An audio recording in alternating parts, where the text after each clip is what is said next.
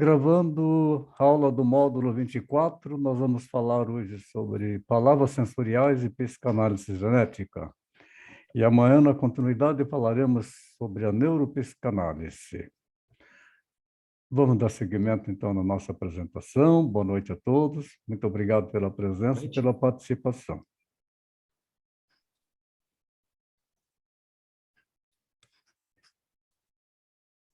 Deixa eu melhorar aqui agora. Ok. Agora aparece aqui as duas. Ok. Estão todos aí comigo? Que ótimo. Só mais um minutinho. Aí está.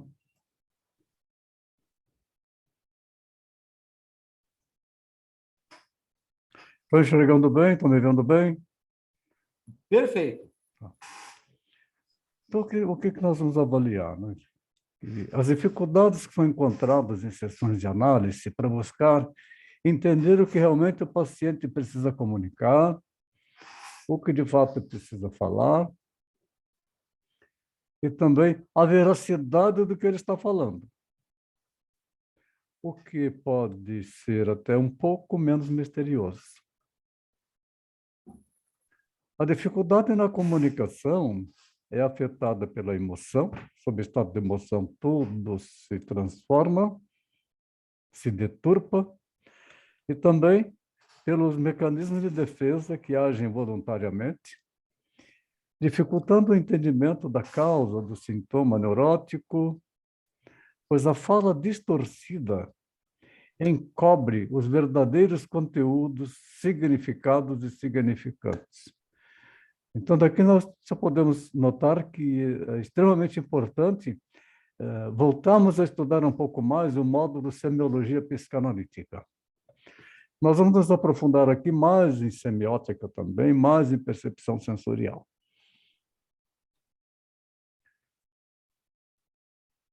Nós podemos observar que casais em conflito procuram terapia de casal. Quantas ligações que a gente recebe, WhatsApp ou e-mail? Ah, você faz terapia de casal? Eu sempre respondo, não, eu não faço terapia de casal.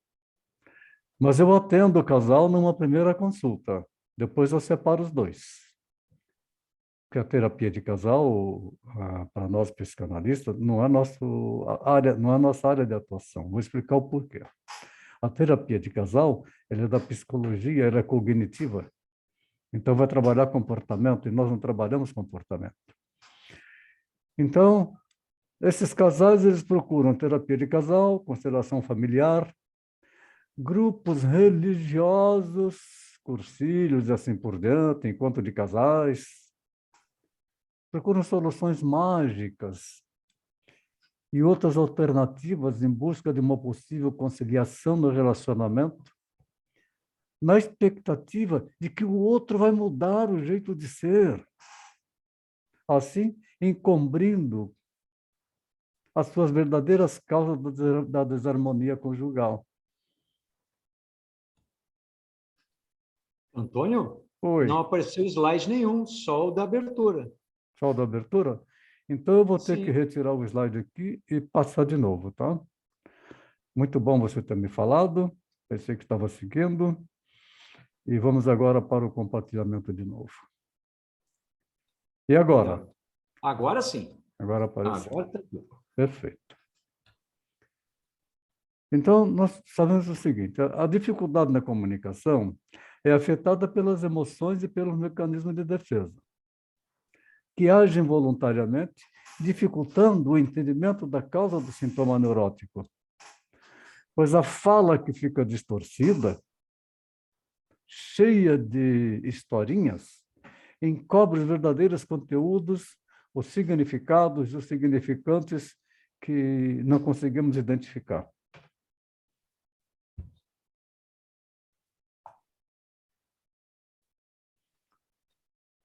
Poucos procuram entender que estão acumulados de afetos. Esta imagem está animada aí para vocês? Ah, para mim tá. Beleza. É uma briga típica de casal? Sim. Então, acumulados de afetos negativos não resolvidos. Os desentendimentos causadores do conflito geram emoção de raiva, fazendo com que o ego entre em estado neurótico e que o caminho é a psicanálise individual. A mochila do casal, transbordando de feridas acumuladas, só encontra uma solução produzida pelo id, que está pressionando o ego com fantasias de liberdade para novas aventuras, ou seja, pressiona para a separação.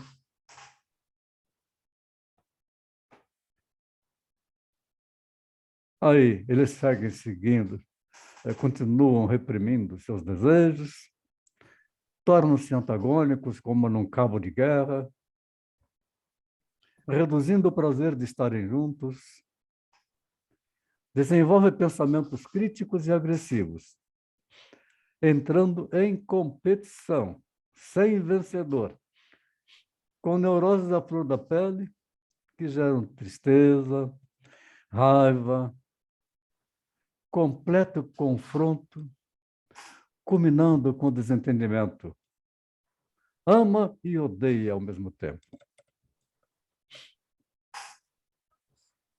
Um dos maiores causadores de desajuste entre casais é a invasão de espaço. Então, coloco uma metáfora no jogo de tênis. É como aquele casal que entra na quadra de tênis para uma partida e, enquanto estão no aquecimento, trocando bolas boas, parece tudo bem. Mas quando dizem a palavra play, começa o jogo. E eles se tornam adversários. Querem ganhar o jogo a qualquer custo, faltando com respeito, invadindo o espaço do outro. Nos relacionamentos, isso se traduz em palavras agressivas, que cada um tenta desmoralizar a quem amava, lembra das faltas, mas não lembra dos ganhos e doações de cada um durante todo o tempo que estiveram juntos.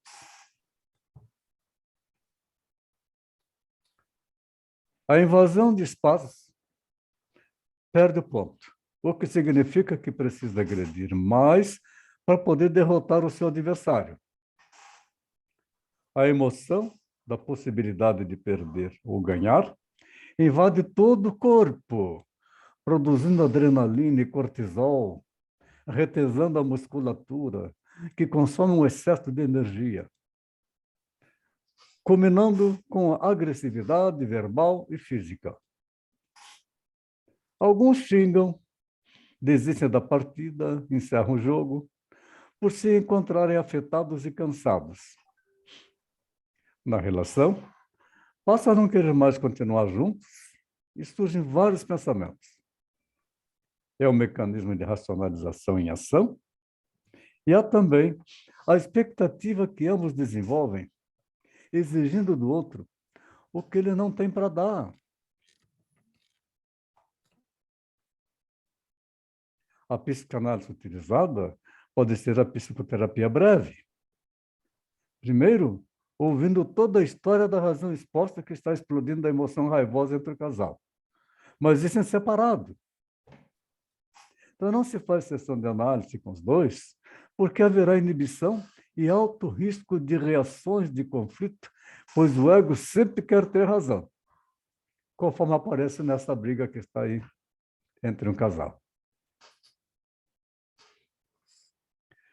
Ler mente humana parece algo fantástico e dominador. Aliás, quando a gente conhece pessoas e fala, eu sou psicanalista, principalmente as mulheres costumam dizer assim, cuidado, ele vai ler a minha mente. Eu, quando encontro uma mulher que eu vou conversar com ela, que eu falo, eu sou psicanalista, aí ela fala sempre, nossa, você está lendo a minha mente? Eu digo, não estou lendo a sua mente, eu só estou te paquerando. Então, ler a mente humana parece algo fantástico e dominador, mas, na realidade, é uma necessidade para atender as pessoas que nos procuram, as pessoas também com quem a gente se relaciona, e também para melhor resolver as nossas questões pessoais e familiares. Palavras assim: se ela realmente me amasse, deveria saber que eu não queria fazer aquele passeio, embora eu tivesse concordado em ir. Eu concordei em ir só para agradá-la, mas não me sinto bem. Então ela realmente não me ama.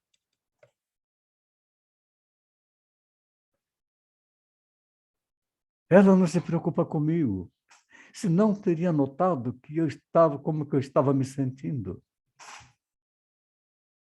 E pensamentos dela, alguns dos pensamentos. Ele bem que poderia ter percebido que eu estava com vontade sexual, mas ele nem percebeu e nem foi tomar banho.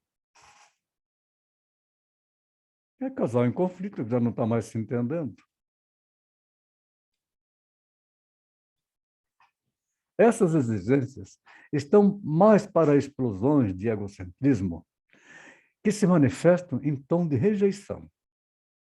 Está chegando mais alguém? Será?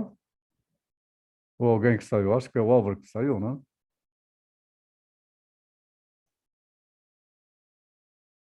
Vamos ver. Deixa eu abrir aqui para ver quem é que chegou aí. Aqui no quadro só aparece realmente o Álvaro. Não aparece só a Gabi. Álvaro, você está aí ou caiu a tua internet?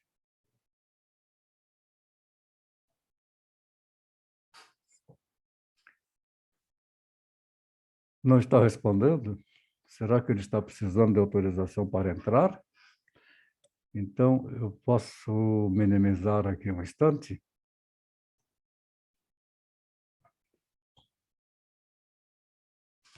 Cadê o Álvaro? Eu não estou conseguindo ver ele aqui. Deixa eu passar uma mensagem aqui para ele no celular. Sim, agora apareceu.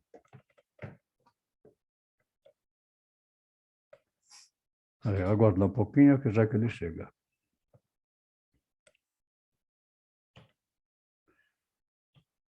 Então, vejamos um caso interessante. Uma situação que é assim comum entre casais. Aqui na região, há aquele grupo do futebol que eles são chamados de feirinos. É uma turminha que joga na segunda-feira, outra na terça, outra na quinta, outra na sexta e assim por diante. E tem um grupo de feirinos que se reúne semanalmente, por isso que eles são chamados de feirinos, um determinado dia da semana. Ou para jogar um futebol, ou para jogar cartas, ou para fazer um jantar, para ir fazer um happy hour, tomar umas cervejas. Então, uma situação que é semelhante assim. Um campinho de futebol, uma sexta-feira, ele, feirino da turminha de futebol, que faziam depois do jogo seu happy hour, neste dia, após uma semana de trabalho. Confraternizando entre amigos no clube ou em locais que alugam campinho para jogar. Aí ele chegou entusiasmado e alegre, e depois de ter tomado algumas cervejas com o grupo,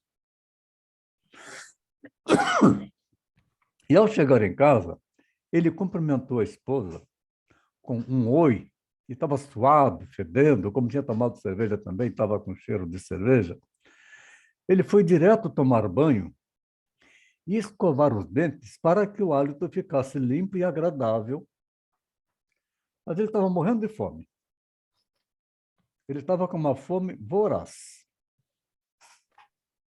Ela estava elegantemente vestida, perfumada, e tinha arrumado uma mesa com um belíssimo jantar, castiçal com vela, balde com gelo e uma champanhe, pratos finamente colocados à espera dele para jantar. Era dia do aniversário de 10 anos do casamento, mas ele esqueceu. E após o banho, ele foi ao encontro dela somente de cuecas. E como estava faminto, sentou-se e começou a comer, sem notar o ambiente charmoso e erótico que estava formado. Imagina, loucura na cabeça da mulher. O Ídis soltou os demônios. Ela, muito inteligente e afetada, mas entendendo que ou trabalhava esse afeto para transformar a situação a seu favor, ou explodiria de raiva, virando a mesa, jogando tudo no chão, para cima dele. Ela respirou fundo e pensou, o que eu vou fazer? Como ele estava de cueca, sentado e comendo, ela ficou em pé e tirou a roupa toda que ela estava usando, ficou só de calcinha vermelha e sensual, toda cheirosa. E sentou-se à mesa, serviu a bebida nas 2 taças e propôs um brinde. Aí é que ele olhou para ela. Quando ela propôs o brinde, ah, aniversário de casamento. Aí é que ele reparou, que ele lembrou que era uma data especial e que ele havia comprado um presente. Ele se levantou, abraçou, pediu perdão e foi buscar o presente. Brindaram e rolou o melhor clima entre os dois, com uma transa maravilhosa, como há algum tempo não acontecia. Ao controlar seu afeto inicial, a mulher fez o quê? Ela fez um baita de um rapport perfeito, ficando igual a ele. Desta forma, transformando uma situação a seu favor, a qual poderia ser desastrosa se agisse pela força da emoção do afeto e destruiria seu casamento. É difícil. Inteligência social é a habilidade de entender e reagir adequadamente a seu meio social e, assim, desenvolver relações saudáveis e produtivas, sempre a seu favor. Segundo Daniel Goleman, baseando-se na neurociência, a inteligência social consiste da percepção social, empatia, compatibilidade, inteligência emocional e cognição social, e faculdades sociais, incluindo sincronicidade, autoapresentação, influência e atenção ao outro. Isso a pessoa pode desenvolver, nós também podemos desenvolver isso com nós mesmos, que nós também cometemos essas falhas. Antônio, Vai lá, Álvaro. aquele esquecer dele não foi um ato falho? Aquele o quê? Esquecer a data. Sim, ato falho. Foi um ato Tá bom. falho. Um ato falho ele pode destruir um monte de coisas. Mas ela soube apagar o fogo Conduziu do de uma ID. forma que beira a ficção. Isso. E fez um rapport e Maravilhosa. transformou a situação a favor dela. Maravilhosa. Então, quando nós falamos, 10% dos afetos que nos atingem são involuntários, mas 90% do que fazer com eles depende de nós. Recebemos um afeto, geralmente a pessoa age rapidamente porque ela não desenvolve a resiliência. Temos que praticar. Portanto, que sob estado de emoção não se toma decisão.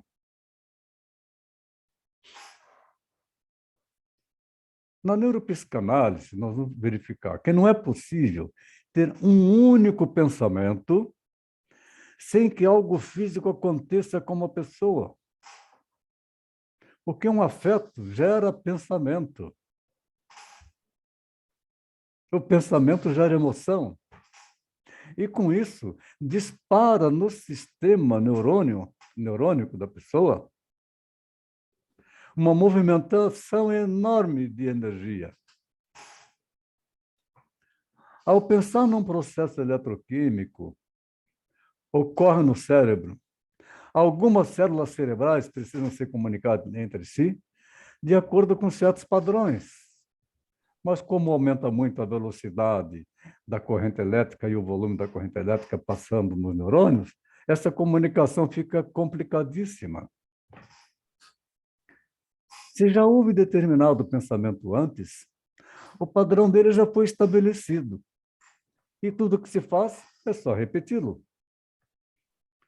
Se for um pensamento totalmente novo, se cria um inédito padrão ou se estabelece novas conexões entre as células do cérebro para resolver o que fazer com isto.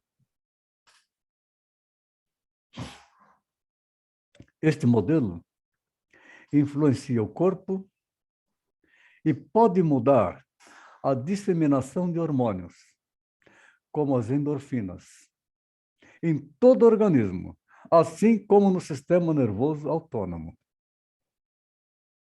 Há pessoas que, diante de um afeto, elas ficam paralisadas. Psicossomatizam com muita facilidade. Também chamado de sistema neurovegetativo ou sistema nervoso visceral, é a parte do sistema nervoso que está relacionada ao controle da vida vegetativa, que controla funções como a respiração, a circulação do sangue, temperatura do corpo, a digestão, reações involuntárias diante de situações as mais variadas, vindo do ambiente externo, ou de percepções mentais produzidas fantasisticamente. Esse é um negócio tão interessante que, tratando de uma paciente hoje, que ela chegou agora na quarta sessão, e a sessão dela era na semana passada, na quinta-feira. Aí ela pediu para ver se podia mudar para hoje, porque ela não estava ouvindo. E ela foi procurar um médico. Chegou lá no médico, o médico examinou e disse que ela estava ficando surda e que ela teria que tomar corticoides. Ela saiu dali e voltou para a casa dela e começou a repensar tudo que já aconteceu com ela nas 4 sessões e o que aconteceu com ela, que eu coloquei coisas para ela elaborar, para ela tomar uma decisão na vida dela, para ela ir para frente, porque ela estava numa posição depressiva em relação a ter a sua atitude, ela se liberar, sair do fundo da caverna, lá do mito de Platão. E ela elaborou isso e aí entendeu, não, eu posso fazer isso, eu vou mudar isto. Eu vou fazer as coisas que eu tenho que fazer para mim. E aí ela começou a procurar emprego, ela é advogada, e disse que mandou um monte de contatos e currículos. No dia seguinte já foi chamada para uma entrevista, tem mais outra entrevista, já está com um emprego em vista. E ela não conseguia nem procurar um emprego. Aí sabe o que aconteceu? A surdez sumiu. Ela entendeu que ela tinha psicossomatizada pela tensão que ela estava vivendo.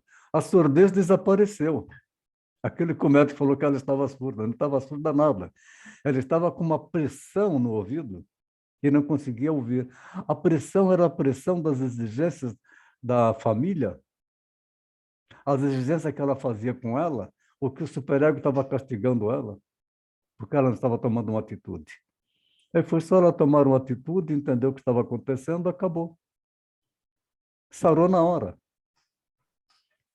Então, o que acontece com o nosso sistema nervoso autônomo, que provoca, portanto, a psicossomatização, manifestando como se fossem doenças, que na realidade não são orgânicas, são psíquicas. Então, o sistema nervoso, também chamado de neurovegetativo, A parte do sistema que está relacionada ao controle da vida vegetativa, que controla funções como a respiração, a circulação do sangue, temperatura do corpo, digestão e reações involuntárias, diante de situações as mais vindas no ambiente externo ou de percepções mentais produzidas. Aumento da pressão arterial, queda da pressão arterial, aumento da glicose na circulação sanguínea, vai parecer como se fosse um diabético e não é um diabético. Taquicardia, disparos do coração, dores no peito, dores musculares, asma, rinite, artrite, aparece um monte de coisas. Intestino preso ou desvio do intestino. Então, nós sabemos que esse sistema, que é o sistema neurovegetativo, o sistema nervoso visceral, é principal pelo controle automático do corpo e emoções diante as adversidades. Quando eu começo a ter pensamento sobre uma pessoa, poderá perceber reações muito óbvias no corpo, só no pensamento, mesmo que ainda não tenha passado de um pensamento. Às vezes, as reações são muito pequenas e invisíveis a olho nu. Isso significa que, observando as mudanças físicas que ocorrem em uma pessoa, podemos ver quais as emoções que está vivenciando. E que, por mais que se queira disfarçar sutilmente, se manifestam e podem ser observadas. Nós temos que desenvolver essa nossa capacidade de observar as emoções, que as emoções são os sintomas.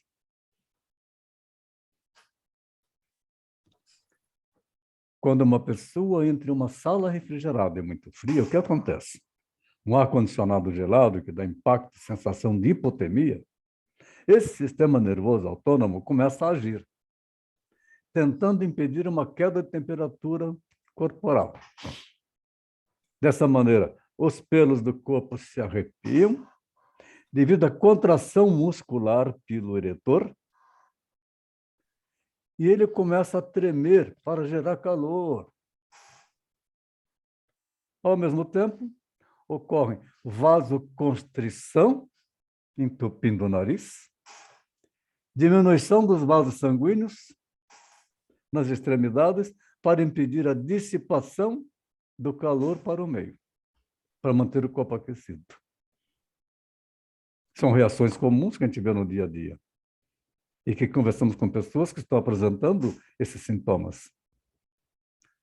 Essas medidas, aliadas à sensação desagradável de frio, foram as principais responsáveis pela sobrevivência das espécies em condições que deveriam impedir o funcionamento de um organismo.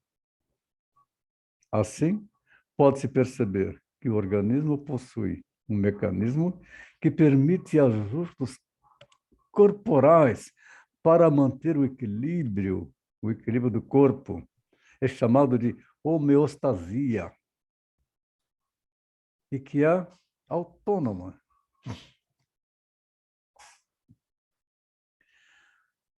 A partir dos termos gregos homeo, similar ou igual, e estasis, estático, é a condição de relativa estabilidade da qual o organismo necessita para realizar as suas funções adequadamente para o equilíbrio do corpo. Ele é autônomo. É a propriedade de um sistema aberto, especialmente dos seres vivos, de regular o seu ambiente interno, de modo a manter uma condição estável mediante múltiplos ajustes de equilíbrio dinâmico controlados por mecanismos de regulação interrelacionados. Então, homeostase, homeostasia, a capacidade das funções fisiológicas em manter o equilíbrio interno do ser humano, de regular o ambiente interno na manutenção das funções e composições químicas do organismo que são alteradas. A homeostase é a condição de relativa estabilidade da qual o organismo necessita para realizar as suas funções adequadamente para o equilíbrio do corpo. É a propriedade de um sistema, especialmente dos seres vivos, de regular o seu ambiente interno, de modo a manter uma condição estável mediante múltiplos ajustes de equilíbrio dinâmico, controlados por mecanismos de regulação interrelacionados. Isso é homeostasia, homeostase.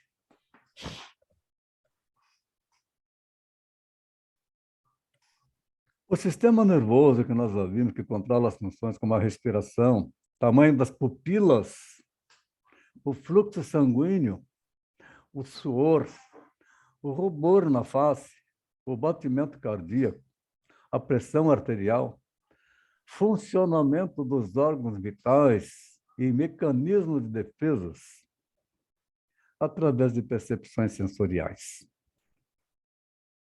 Se houver um susto, a boca ficará seca, aí está checa, não é seca, e o fluxo sanguíneo em direção às coxas aumentará, preparando o ser para uma possível fuga. Qualquer coisa que aconteça com o nosso corpo afeta os nossos processos mentais. Nós podemos fazer um teste agora. Vamos fazer uma brincadeirazinha? Vamos trincar o maxilar. Fechar firme. Abaixa as sobrancelhas. E olha para um ponto fixo assim, com a sobrancelha abaixada, com o maxilar trincado, para um ponto fixo na sua frente. Fica assim por 10 segundos.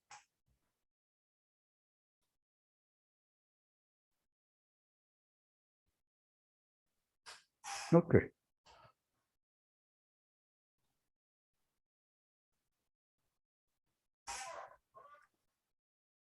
Logo poderemos sentir a sensação de ficar irritado com isso.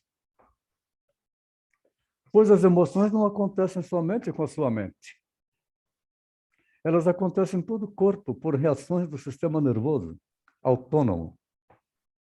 Nós estamos provocando isso inteligentemente. Mas o sistema nervoso, ele não é inteligente, ele é autônomo, ele reage. Então, fazendo esse pequeno teste, você pode não ter percebido, mas a sua pulsação aumentou em 10 a 15 batidas por minuto. Se eu pedisse para medir, vocês poderiam ter verificado. E o fluxo sanguíneo aumentou em direção às suas mãos, que poderão ficar mais quentes ou formigando, ou mais frias e insensíveis. Cada um reage de um jeito. Percebe?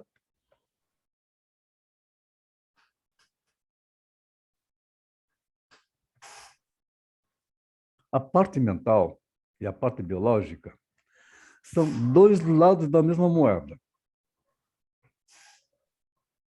Então, nós sabemos disso, podemos compreender os processos mentais das pessoas através da observação das características e reações físicas,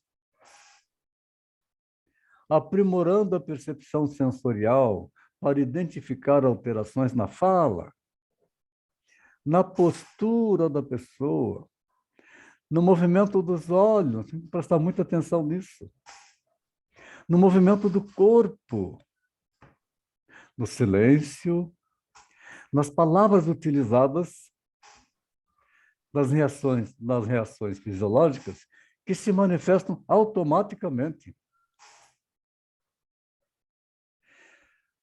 Se lembra quando eu provoquei um afeto para provocar reação numa sala de aula? Eu provoquei, inclusive, também online e também provoquei presencial. Eu pedi a uma colega, uma aluna, quem poderia ser voluntário. Quando era presencial, eu pedi que ela fosse lá na frente e começasse a falar por que ela teria vindo para o curso de psicanálise. E eu fiquei lá atrás. Ela começou a falar, as pessoas prestando atenção na fala dela, Dali a pouco eu levantei a voz. Cala a boca, você está falando bobagem. Ela simplesmente paralisou. Perdeu a voz. Paralisou. O pessoal olhou para mim. Então, provoquei um afeto terrível, não provoquei? Muito obrigado por sua participação. Você é uma mulher muito corajosa. Mas viu como você reagiu? Você ficou paralisada. Então, o afeto faz com que haja toda uma alteração do nosso organismo pelo sistema nervoso central, que chega até a nos paralisar. Alguns poderão paralisar e outros poderão reagir de uma forma agressiva. Outros poderão desabar em choro. Você vê que a pessoa muda a fisionomia em fração de segundos. A pessoa que estava falando ali cheia de vida e corada, ela ficou branca, pálida.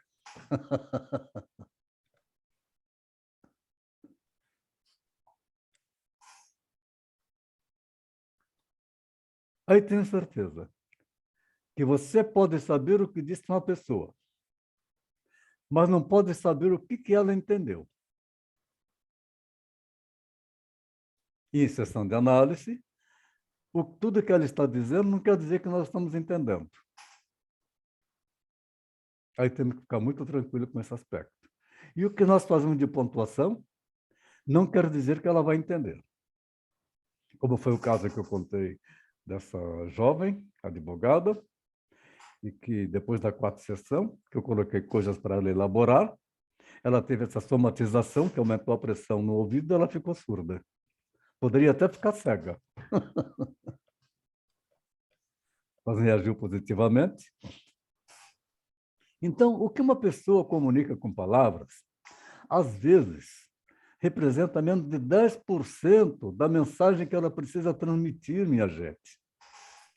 Isso devido aos mecanismos de defesa do ego, ou por censura do superego. Por mais que nós falamos para o nosso paciente, aqui você pode falar qualquer coisa, aqui não tem julgamento, não tem certo, não tem errado. Aqui você pode falar aquelas coisas que você não falaria nem para você mesma. Quando você vai falar alguma coisa, se vier no seu pensamento assim, eu vou falar isso, o que será que ele vai pensar de mim? É isso que você precisa falar. Porque você está sendo impedido de falar aquilo que você precisa falar.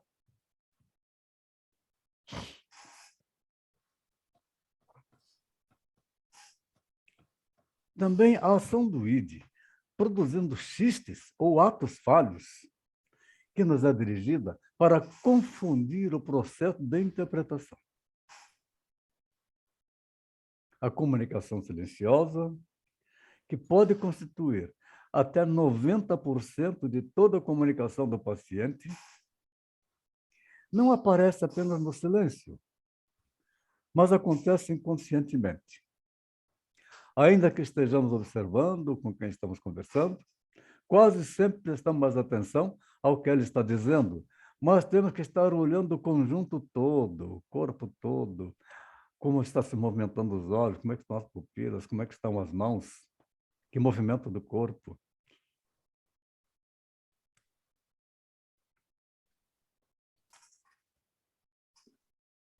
A forma como a pessoa mexe os olhos, gesticula os braços e as mãos, movimenta o corpo, são comunicações que geralmente não costumamos notar. Por isso que eu coloquei essa imagem animada, está aí uma menina batendo palmas, mas está batendo palma com uma cara de censura, não é? Que ela não gostou. Já fazemos uma leitura, ela não gostou. Embora sejamos ruins em captar os sinais conscientemente, a nossa mente inconsciente cumpre essa tarefa. Nós vamos treinando e ela vai cumprindo essa tarefa e vai discutindo, vai formando uma conclusão. Toda comunicação, independentemente de acontecer por meio da linguagem corporal, por meio do cheiro, tom de voz, estados emocionais e palavras cheias de significantes, nós podemos absorver e analisar para encontrarmos uma resposta através dos mesmos canais silenciosos e inconscientes. Sempre nós falamos que o silêncio diz muita coisa. É só observar a movimentação do corpo. A nossa mente consciente não apenas perde a maior parte do que as pessoas estão dizendo, também temos pouca noção das respostas que nós estamos dando. E são inconscientes e silenciosas, que podem contradizer o que queremos dizer, nos expressando pela palavra.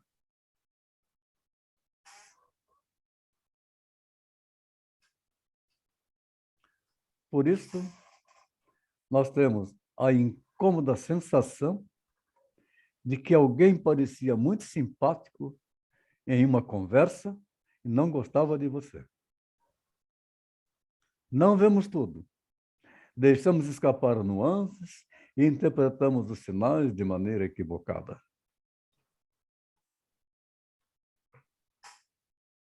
Ao tratar pessoas, minha gente, é importante aprender a captar e interpretar os sinais silenciosos. Como é que ele se senta? Assim, avançado para frente? Como que ele gesticula? Está sentado tranquilo assim, esparramando na poltrona ou na cadeira? São sinais silenciosos que revelam inconscientemente quando se comunicam. Prestando atenção e direcionando a sua própria comunicação silenciosa, é possível decidir se devemos emitir alguma mensagem que não será mal interpretada, ou ficamos simplesmente calados.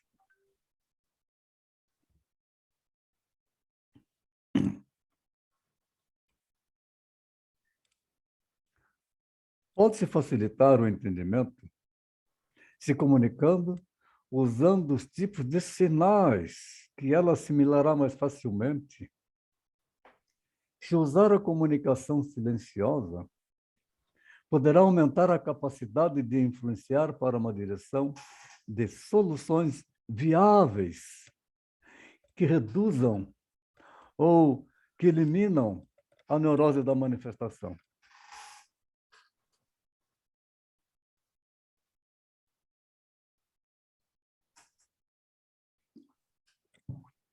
Aí está. É a gente empatizar com o monstro que está habitando dentro do paciente. O monstro que está habitando dentro da pessoa. Então, para estabelecer um bom relacionamento, falar claro num tom, num bom relacionamento com qualquer pessoa, sem emitir nenhuma palavra, é uma habilidade que precisamos desenvolver em sessão de análise nos nossos relacionamentos pessoais. Se desejamos saber o que uma pessoa está pensando, nos ajuda a criar a empatia tão necessária para estabelecer a aliança terapêutica. Se conseguirmos perceber isto, a aliança terapêutica vai ser muito rápida, porque vamos fazer isso, nós vamos abraçar o monstro que habita dentro dela. O inconsciente vai reconhecer isso. Então, a empatia é algo indispensável que nós precisamos criar nos relacionamentos e na clínica de psicanálise.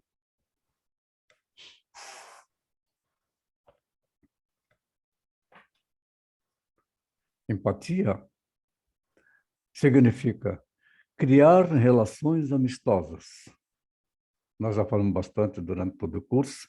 Sentir o que o outro sente, ver o que o outro está vendo, gerando, portanto, uma interação de confiança mútua, de consentimento, de cooperação e abertura às ideias do outro.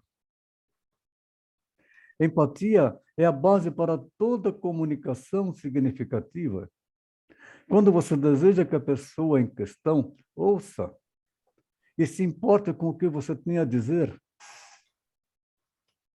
estamos sempre estabelecendo ou não empatia com as pessoas que nós lidamos, constantemente, todos os dias. Ao aprender como isso acontece, observando as reações daquilo que nós estamos conversando com uma pessoa, nós podemos conquistar sempre a empatia. Até mesmo daquelas pessoas com quem não nos daríamos bem normalmente. Aí vem aquele que vai te falar de uma pessoa, que te apresenta uma pessoa e diz para você assim, isso aí é uma mala, mala sem alça. Então você já fica antagônico, porque ela provocou uma situação. Ora, a gente sabendo que acontece isso, vamos neutralizar. Mala sem alça pode ser para ela, por que será? Eu não sei. E aí vamos conversar com a pessoa. Se nós conseguirmos estabelecer a empatia, nós vamos ver por um outro lado, por um outro ângulo, por uma outra janela. Que pessoa legal, que pessoa maravilhosa. Estamos sempre estabelecendo ou não empatia com as pessoas que nós lidamos em geral. Com a família, com os filhos, com o companheiro de cada um, com a companheira de cada um. Quanto mais a gente desenvolve isso, a nossa vida fica muito mais harmônica. Utilizarmos o conhecimento a nosso favor para alcançar harmonia na nossa vida. Ao aprender como isso acontece, nós podemos conquistar sempre a empatia. Até mesmo daquelas pessoas com quem não nos daríamos bem normalmente. A empatia tem muito a ver com a leitura da mente. A observar nas pessoas como entendem o mundo, o que estão pensando e como se sentem. É você observar uma reação da pessoa e fazer um pequeno comentário. Quantos pensamentos aí agora, não? Assim. Tem coisa desagradável acontecendo no seu pensamento, não é? Sim. Ah, você está estabelecendo a empatia. Você quer me falar dessas coisas desagradáveis? Não, não quero. Ok. Mas se quiser, fique à vontade. Daqui a pouco ela começa a falar, porque você empatizou. Não criticou a postura dela. Não deu palpite. Simplesmente ouviu. A regra básica para empatizar é se adaptar como que as pessoas preferem se comunicar. Ao adaptar-se ao outro, conseguiremos duas coisas diferentes e fica muito mais fácil para que possamos entender o que ela está dizendo. Para ser capaz de se adaptar ao outro indivíduo, precisamos estar certos de que entendemos como ele prefere se comunicar, para a gente falar na mesma linguagem dele, no mesmo tom dele, do mesmo jeito dele. Adaptando-se ao modo de comunicação do outro, demonstramos que nós somos como ele é, que nós somos iguais, usando expressões semelhantes. O inconsciente passa a perceber que nós somos iguais e aceitáveis. Isto sim é estabelecer rapport.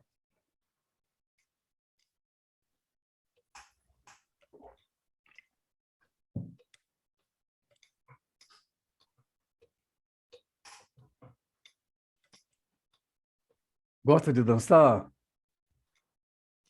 Para dançar tem que estabelecer empatia. Tem que entrar no mesmo ritmo.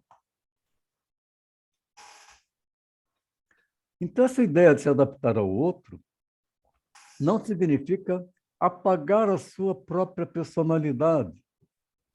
E tem aqueles que dizem assim, eu sou autêntico e transparente. É uma pessoa totalmente desequilibrada. Não tem humildade. Em qualquer relacionamento ou encontro, nos adaptamos ao outro continuamente. Depois que se estabelece a empatia, é como falar um idioma estrangeiro com alguém que não entenda muito bem o português. ao acompanhar as preferências da pessoa, nos mantemos no habitat dela e refletimos as experiências dela de modo a confirmá-las. Porque vamos falar o que nós estamos vendo dela, mas não dizendo estou vendo isso em você. Você está sentindo isso agora? Ela vai, sim, estou sentindo isso. Aí, nossa, ele está percebendo o que eu sinto. E ela se sente muito confortável com isso. Ao se adaptar a alguém, falando a mesma língua, estamos dizendo à mente inconsciente que nós somos iguais, estabelecendo a confiança necessária para o elo psicanalítico. Portanto, não é só o espelhamento, e sim o rapport pelas palavras, pela movimentação dos olhos, pela forma de falar.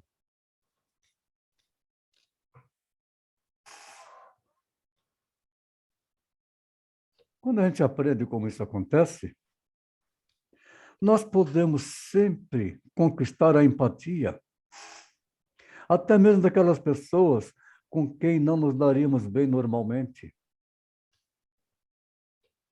A empatia tem muito a ver com a leitura da mente. A observar nas pessoas como que elas entendem o mundo e falar do mundo dela. O que estão pensando, falar dos pensamentos dela e como se sentem. Vocês não perceberam? Como é que você se sentiu com essa situação? Ela começa a falar do sentimento, você já então entendeu que ela está dando a informação para você como é que ela se sente. Ah, você ficou angustiado, então? Sim, muito angustiado. E também ficou com remorso? Ou com sentimento de culpa? Pronto, você fez a identificação.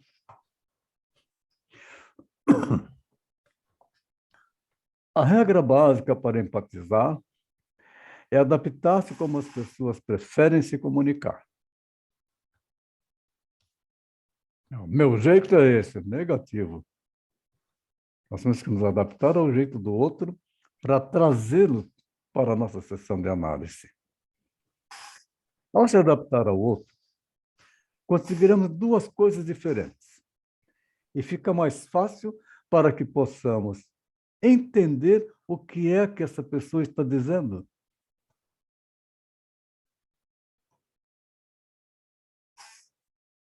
Para ser capaz de se adaptar ao outro indivíduo, nós precisamos estar certos de que entendemos como ele prefere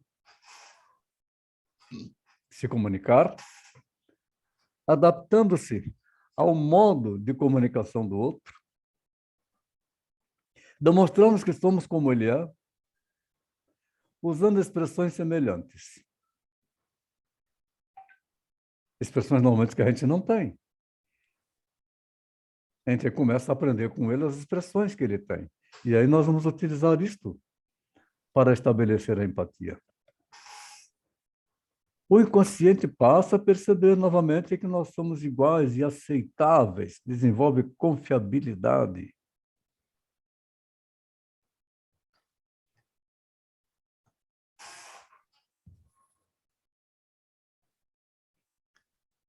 A ideia de se adaptar ao outro, como eu já disse, não significa apagar a própria personalidade. Em qualquer relacionamento ou encontro, nos adaptamos ao outro continuamente depois que se estabelece a empatia.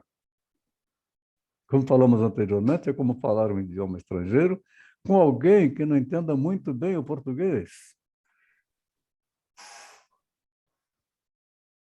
Se eu for igual a você, você me entenderá e me apreciará. Se você me apreciar, desejará concordar comigo. Henrik Fixel, que é o que nós estamos estudando sobre essa capacidade da comunicação sensorial.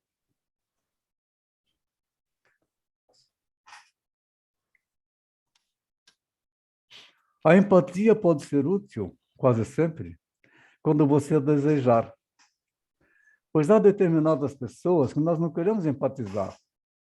Isso é escolha de cada um. Mas se estamos tratando uma pessoa que está em nosso consultório ou está fazendo uma terapia online, aí nós precisamos empatizar. Aí temos que neutralizar se ela foi antipática para nós. Quando desejamos comunicar claramente com a pessoa que convivemos e talvez entender o que ela vem tentando dizer por muito tempo, que a gente não percebe, está no convívio de casal, por exemplo, há muito tempo e não percebe que ela está querendo dizer alguma coisa. Quando tentamos reconquistar o respeito dos próprios filhos, ao lidar também com autoridades, a conquistar a confiança.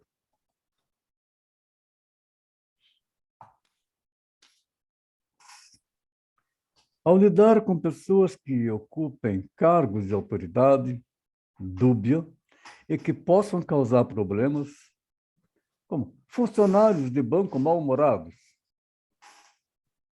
caixa de um supermercado, ou outros atendentes e prestadores de serviço. Ao receber um telefonema oferecendo algum serviço, o que acontece muito com o telemarketing, que vive uma enxurrada para cima de nós. Neste caso, talvez não se deseje estabelecer a empatia, porque a gente sabe que é um telemarketing. Mas se nós temos uma conduta pensando assim, ela está trabalhando, está fazendo o trabalho dela. Aí nós respondemos educadamente, muito obrigado por ter me ligado, eu não tenho interesse pelo que você está oferecendo, parabéns pelo seu trabalho, lhe desejo bastante sucesso, e corta a conversa e não desrespeitou ninguém. E estabelece uma empatia. Também empatia numa entrevista de emprego. Ao atender pacientes neuróticos de toda espécie,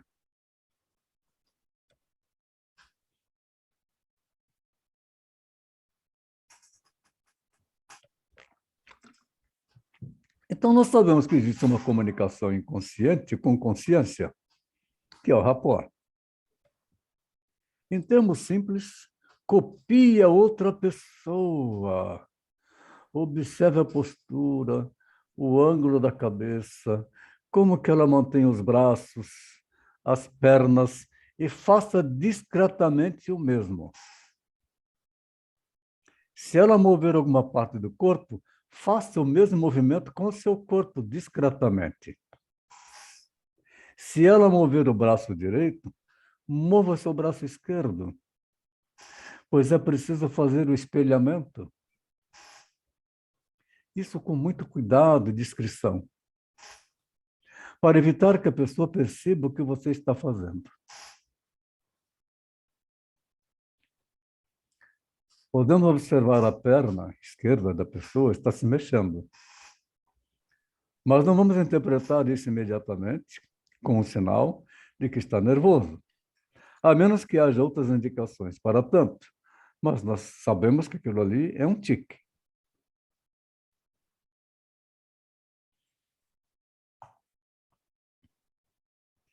Algum tempo depois, nós podemos aprender a associar os movimentos e poses de algumas pessoas a emoções e pensamentos específicos. Todos nós nos expressamos de forma especial. Cada um tem seu jeito de se expressar. E ao começar a observar de um jeito novo, logo nós poderemos perceber mudanças que, embora não se consiga imitar, podem oferecer muitas informações, como se sentem e no que elas estão pensando.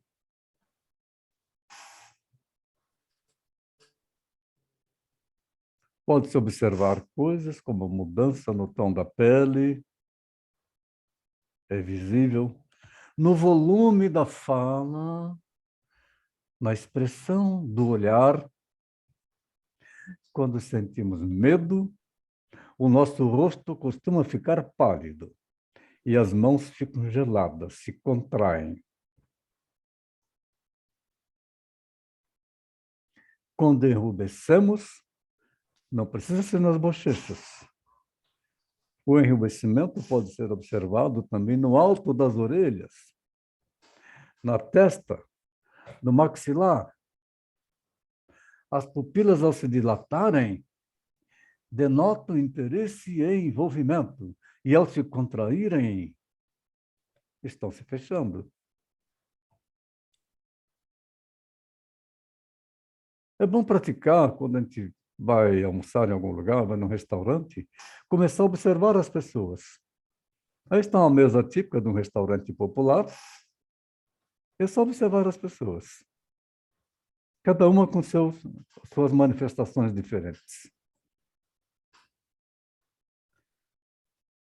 Observa como elas estão em situação de empatia. Elas seguem conduzindo umas outras. Encontra um casal ou um grupo de amigos que pareçam ter relacionamento íntimo, próximo e bem estabelecido. Observe como eles se revezam, seguindo e conduzindo a linguagem corporal de cada um enquanto conversam. Nessa imagem que estamos vendo aí, podemos ver que o cara que está gesticulando, ele está um tanto neurótico, até tampando a boca, alguma coisa aconteceu, e ela já está ficando em tédio de ouvir a conversa dele. O outro amigo dele está olhando curiosamente e tentando interferir. E a outra está no lado, pasmada com o que está acontecendo.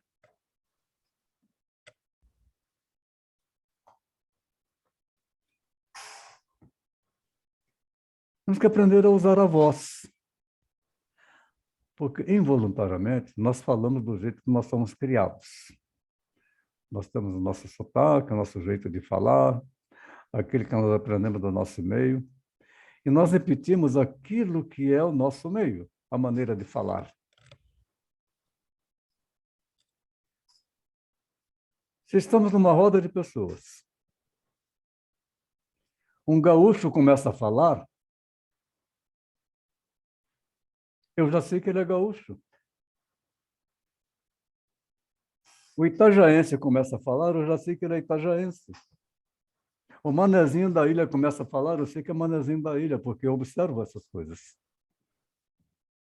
Um paulista começa a falar, também já sei que é um paulista. Um carioca começa a falar, sei que é um carioca. Um nordestino começa a falar, a maneira que eles têm de se pronunciar, de se comunicar. Você faz essas identificações da região que vem a pessoa. Então, nós vamos usar a voz, que é uma ferramenta poderosa para estabelecer a empatia. O mesmo princípio entra em jogo aqui. Você adapta a própria voz ao modo como a pessoa usa dela. O gaúcho tem muita expressão, bate. Aí, se você fala alguma coisa, que está conversando com ele, e fala assim, bate, pronto, você está estabelecendo. Lá no Nordeste, oxente. No Rio de Janeiro, ô cara. E assim vai, por lugares diferentes.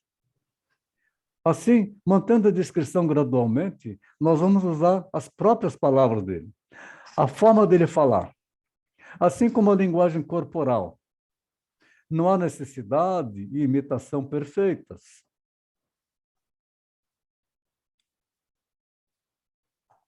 O tom da voz. Tonalidade. É uma voz profunda ou leve? Muitos homens falam com voz mais profunda do que a constituição da laringe deles. E muitas mulheres falam com a voz mais leve do que deveriam. Mulheres que têm uma voz muito aguda e que falam baixinho. Como é difícil para a gente entender o que ela está falando. Aí também temos que entrar no mesmo ritmo. Como resultado, vários homens falam em tons guturais, difíceis de compreender, até desgastarem as pregas vocais, enquanto as muitas mulheres têm uma voz delicada demais e lamuriosa, que nem sequer conseguem elevar o suficiente para conseguir a atenção das pessoas. Tem exceções, evidentemente.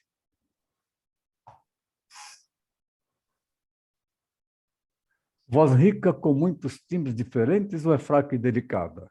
Vamos encontrar a plenitude.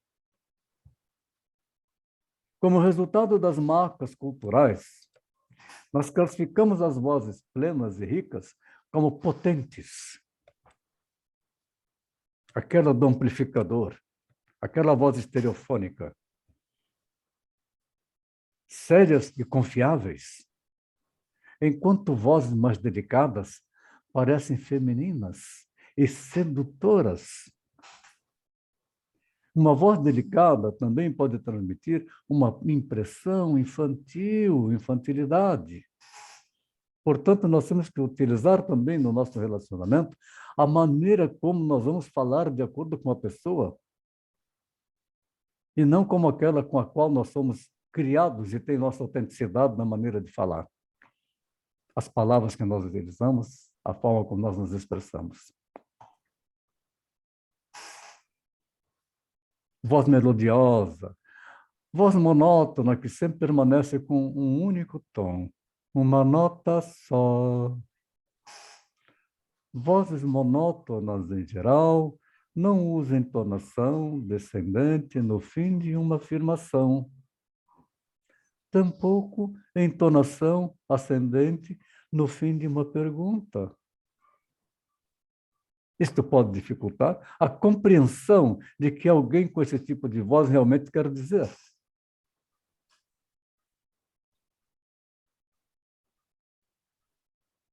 Gestos, como que ela está entendendo a situação? O ritmo da fala, falando rápido ou devagar. Observamos aqui o itajaense, a velocidade com que ele fala. É muito rápido. E você começa a observar regiões aqui bem próximas das outras, as diferenças na maneira de falar. Palavras que se utilizam. Palavras simples. Você pode me mandar informação sobre o curso? Aí outro manda mensagem assim: por gentileza, pode me enviar informação sobre o curso? Eu já sei que tem diferença entre as duas pessoas que não são dos mesmos lugares. Já é outro tipo de educação. Nós falamos a uma velocidade equivalente ao nosso pensamento e compreensão das coisas. Então, se a fala for devagar, entenderá a pessoa com quem se conversa, levando-a a pensar em outra coisa, e não na mensagem que se pretende transmitir.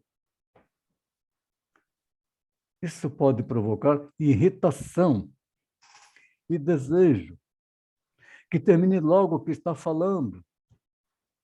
Está ficando de saco cheio com a tua fala? Para que se possa concluir a conversa antes de perder mais tempo. Voz.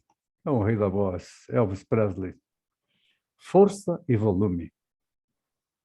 Adaptar-se ao volume de outra pessoa é uma boa tática. Se vamos conversar com o gaúcho, nós vamos falar alto. Se vamos conversar com o carioca, nós vamos falar num tom médio. Com o paulista, num tom moderado. Uma pessoa de fala mansa apreciará se você abrandar a voz. Alguém que fale com voz forte respeitará mais você e o reconhecerá como um parceiro, um companheiro, se você aumentar o volume da sua voz. Mas aquele que fala com voz fraca vai apreciar se você também diminuir o volume da sua voz. Então, você está trabalhando para buscar a neutralidade, você está observando para poder fazer o rapport. O fato de falar ainda mais alto pode ser uma boa forma de fazer com que um tagarela abrande a própria voz, já que isso tende a chamar a atenção das pessoas para os próprios níveis da fala.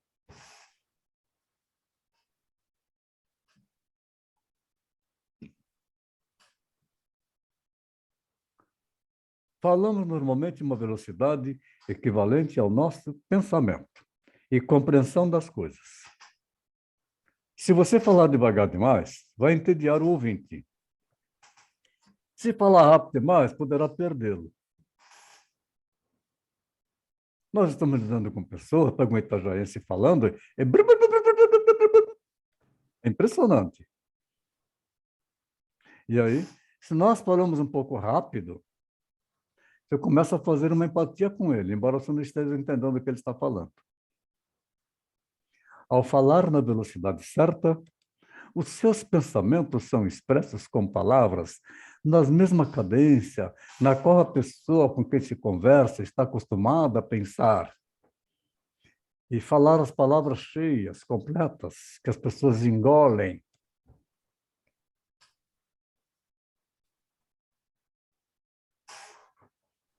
Expressões idiomáticas. Tem tantas expressões idiomáticas, é uma coisa impressionante. Principalmente quando a gente estuda inglês, quando você já está na fase avançada, em que você já tem um vocabulário, você já escreve, você já fala, nós vamos estudar as expressões idiomáticas, porque são expressões idiomáticas que vêm de região para região. Uma expressão idiomática, ou idiotismo, é um conjunto de duas ou mais palavras que se caracterizam por não ser possível identificar o seu significado, mediante o sentido literário do termo, que constitui a expressão.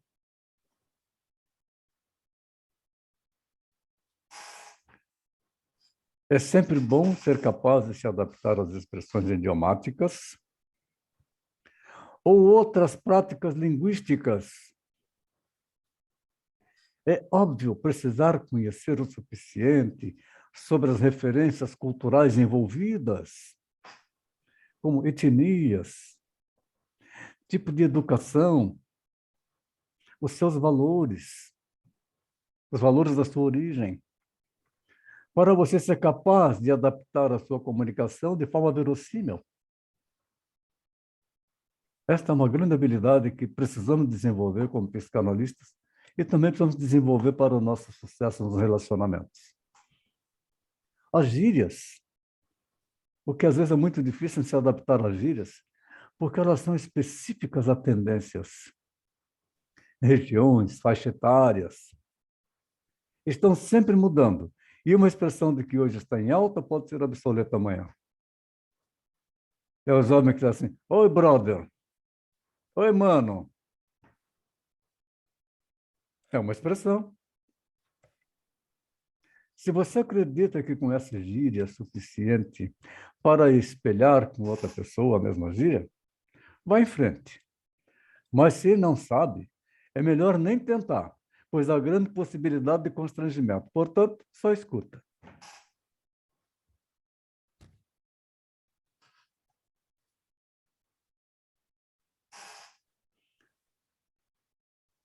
As gírias também funcionam como um modo de indicar pertencimento a certo grupo, como uma faixa etária, e então você deve ponderar o quanto será levado a sério ao se representar como membro do grupo em questão.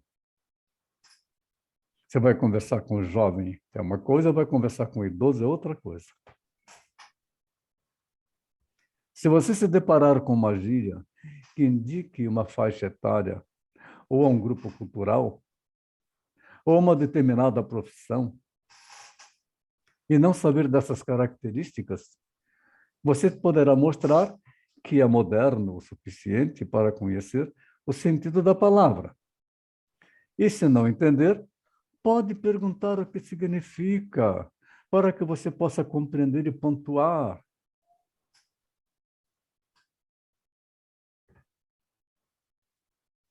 Aqui na região sul, quando falam com preconceito sobre um homossexual, eles falam, é um puto.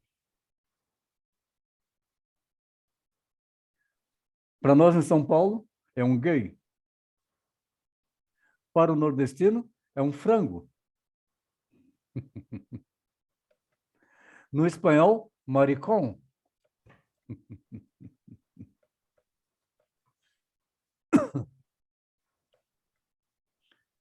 Então, também tem os jargões. Jargão utilizado pelas pessoas de várias atividades.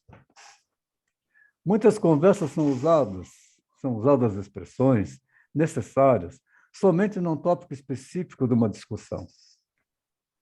Quando se fala sobre barcos, termos náuticos, bombordo, estibordo, noroeste, nordeste, e assim por diante. Termos náuticos provavelmente serão utilizados. Da mesma forma, quando se fala de carros, termos de automobilismo, de pescarias, de esportes, de viagens, também serão utilizados termos específicos no jargão. No trabalho, network, budget, full-time, workaholic, deadline, headcount, coffee break, brief, e assim vai. São expressões idiomáticas. Nas experiências pessoais, poucas pessoas falam conforme a norma culta que aprendeu e exige. Temos tendência de adicionar palavras supérfluas e desnecessárias. Tipo, em tudo quanto é lugar. Especialmente, sabe como é, né? No fim de uma frase, e sei lá onde. Ou começar, são pessoas, experiências pessoais, a pessoa começa a falar e no fim, entendeu? Viu? Ou começar frases com orações subordinadas. Se ouvir alguém usar expressões assim, espelhe, faça o mesmo, é um rapport eficaz. Faça falar mais dela. Aquela frase que você ela fala alguma coisa e ela diz, né? Ah, eu estou falando que vai acontecer tal coisa, você viu o que fulano fez? Né? Tem um que falava, uma entrevista de rádio, o cara falava que parecia um cabrito berrando, né? Né? É. É muito engraçado.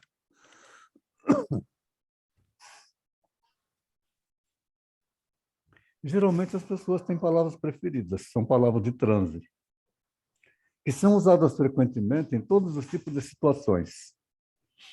Pode ser gírias, jargões, ou algo completamente diferente, como, por exemplo, o que você pensaria se um paciente, num relato, lhe diz de uma experiência na infância com piscinic, que eu já contei essa história para vocês. Que a paciente falou, piscinic. Que bicho que é esse, não? Bem regional, ao lado de Brusque, uma cidadezinha chamada Guabiruba, educação Alemanha de uma determinada região da Alemanha, e que eles cultuam isto. Como o gaúcho cultua também certos termos que são em espanhol. E assim cada um cultua determinadas maneiras de falar diferentes.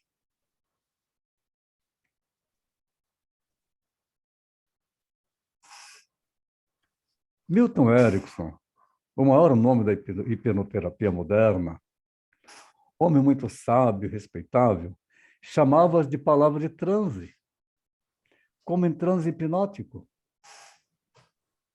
Um jeito bem rápido de conquistar a empatia é prestar atenção nas palavras de transe de alguém, Ou seja, palavras frequentemente usadas ao falar e depois você mesmo usá-las. Dessa maneira, você começa a falar a língua da pessoa, mostrando ser igual a ela, e será entendido, já que vocês usam as mesmas palavras ao falar. Eu conversando com uma gaúcha, e ela me falando de uma outra pessoa, de uma outra mulher, ela falou, ela é uma China. Eu não sabia o que era China no significado dela. Para mim, China é chinesa. Ela está dizendo o quê? Ela é uma vadia, uma prostituta? E quando se reúnem mulheres que gostam de fazer uma farra, se reuniu o chinedo. É muito engraçado isso. Também eu não Aí a sabia o gente que era vai falar, chinedo. sexta-feira vamos para o Chinaredo. Como é que é, Álvaro? Sexta-feira é normal se falar, vamos para o Chinaredo. Vamos para o chinaledo. Ela é uma China. E é Né? normal encontrar um camarada e perguntar, e daí, como é que está o Chinaredo? Esse cara é um guampa, Ah, bom, isso aí também. chifrudo. Esse aí também. São expressões idiomáticas. Sim, sim, Não sim. importa o nível cultural da pessoa, mesmo pessoas que tenham vários cursos universitários, falam desse jeito, porque é da sua origem.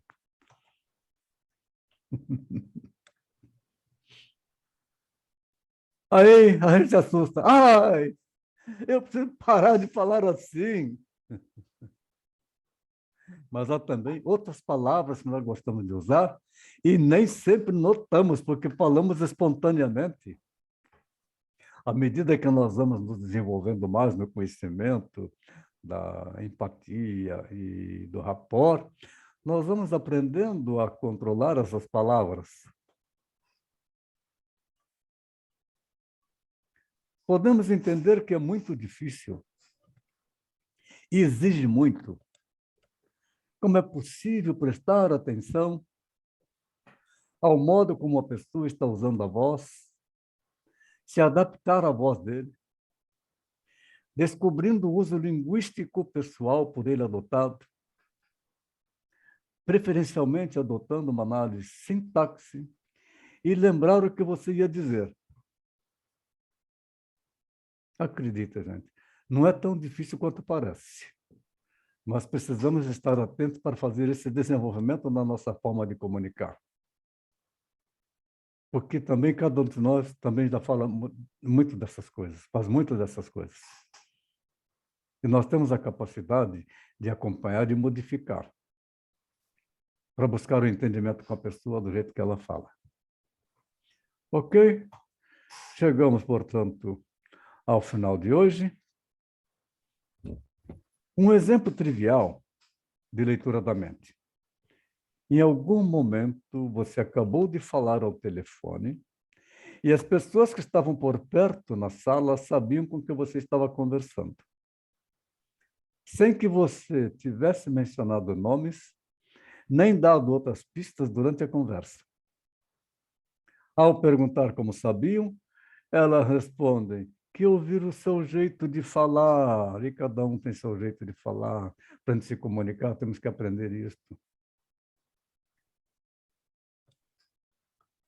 Verificamos, portanto, a importância do entendimento na comunicação e diversos fatores que influenciam para a obtenção de resultado positivo nos relacionamentos, numa negociação, em sessão de terapia. Nós vamos seguir praticando amanhã a empatia tão necessária nos relacionamentos e conhecer um pouco da psicanálise genética. Muito obrigado pela presença de vocês. Amanhã, 19h45. Vou tirar os slides para que possamos conversar e vou interromper a gravação.